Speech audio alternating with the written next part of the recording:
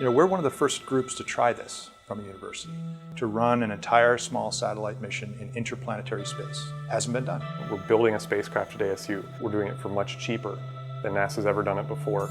We're making a scientific measurement that's never been made before of the moon. We haven't done this yet, and nobody else has done it either.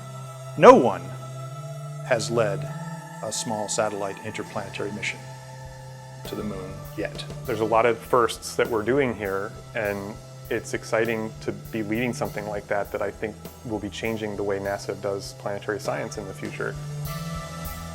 LunaHMap is a small satellite that we're going to launch. We're going to design, build, and test right here on campus here in Tempe. We're sending a small spacecraft into polar orbit around the moon to basically find the water that's in permanently shadowed craters. It's going to go on a fast-track mission from the SLS and get into a lunar orbit.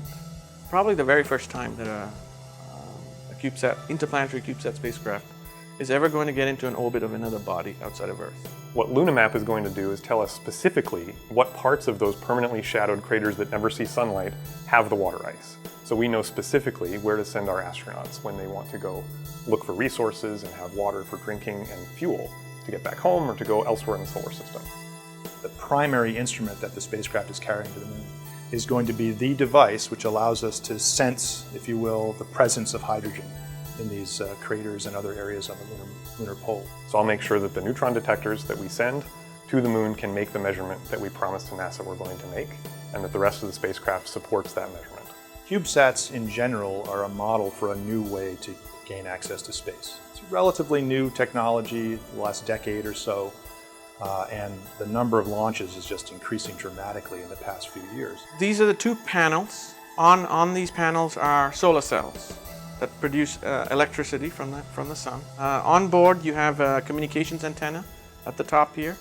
On the front here you have a camera which will give you high-res images. And then below, near close to the belly here, is where the neutron spectrometers are going to be located. It's really rare for a postdoctoral fellow to win something like this, so I was completely thrilled.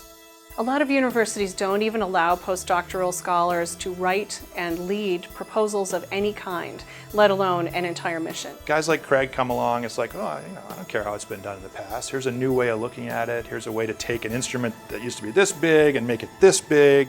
And this is something that I love about this school and about this university. We want people at all levels of their education to push as far as they can. Very excited. It's a daunting task, but I'm actually very excited to be leading the team that's going to make the highest resolution maps of water at the moon that we've ever seen. This is really a proof of concept. This works. We're doing it. And so it's innovation and opportunity for ASU. We now can produce NASA-certified spaceflight hardware. There are very few places, very few universities where that's true.